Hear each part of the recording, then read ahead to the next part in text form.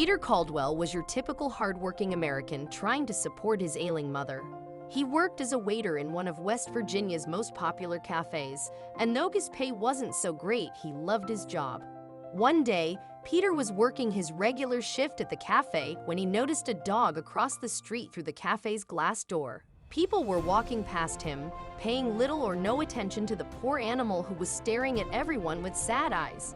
Looking at him, Peter realized the dog was hungry, so he got some leftovers from the cafe to feed him. When he offered the food to the dog, he pounced on it, and Peter realized the poor animal hadn't eaten in days. "It's okay, slow down. There's enough food for you," Peter told the dog, petting his silky fur as he ate. When the dog finished eating, Peter gently cleaned his mouth with a tissue, and the dog began licking his palm to express his gratitude.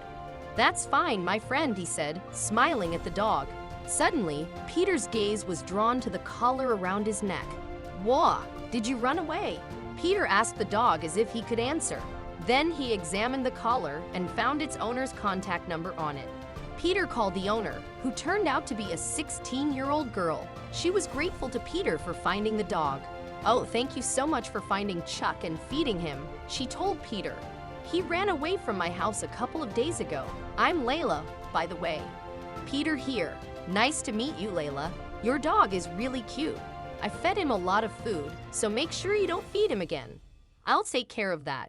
"Thank you," she said and walked away. When Peter returned to the cafe, his manager stood there with his arms folded. "Out," he screamed, perplexing Peter. "Get out of here, Peter. You've been fired." "What?" Peter was puzzled. "But Mr. Morrison, why suddenly? Did I do something wrong?" "Well, Peter, I just watched what happened. You fed a filthy dog. Employees like you are not permitted to work here. I reported you to our owner, and he told me to pass on the decision to you that you were fired. Come and collect your severance pay tomorrow." "But Mr. Morrison," Peter said defensively, "the dog was hungry and I couldn't see him that way. Besides, I was gonna go to the washroom and clean up before heading to the kitchen. Please, you know my mother." "I won't repeat this, Peter." "Out," Mr. Morrison stated unequivocally. "Leave, quickly." Peter had no choice but to follow his superior's orders. He left the cafe teary-eyed and wondering how he would manage his expenses now that he was jobless.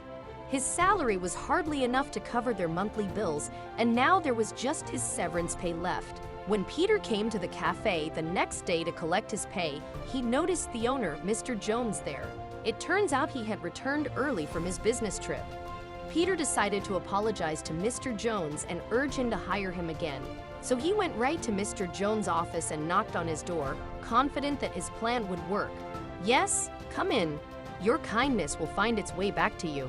"Good morning, Mr. Jones. My name is Peter Caldwell. Would you mind if I—" Peter stopped abruptly when he saw Layla there. "You?" Mr. Jones pushed his chair back and jumped to his feet as soon as he recognized Peter. "If my memory serves me right, you're the same waiter who came into the cafe during his shift after feeding a filthy dog.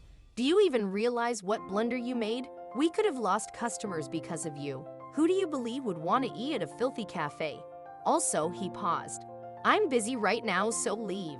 "I apologize, Mr. Jones, but I was going to clean up and—" "Wasn't I clear enough?" Mr. Jones interjected. "Not another word. You've been fired. Take your money and get lost," he yelled at Peter. But Layla suddenly yelled, "No, Dad, you're so wrong about this." Mr. Jones was surprised and Peter was shocked too, realizing Layla was Mr. Jones' daughter. "Did you just raise your voice on me, Layla?" Mr. Jones asked her angrily. "No, Dad. Listen, I lost Chuck a few days ago. You weren't home then. I was really worried, but thankfully I found him yesterday. All because of Peter. Dad, he even fed Chuck. Please, he's such a kind guy." "Really?" Mr. Jones' tone suddenly changed. "Yes, Dad." Having heard what Peter had done for Chuck, Mr. Jones felt guilty for yelling at him. He cleared his throat. "I'm sorry, Peter. That's your name, right? I was too harsh. I should have given you a chance to explain yourself." "It's fine, sir," Peter responded with a smile. "I only have one request though. I want to keep my job because I need money to care for my sick mother."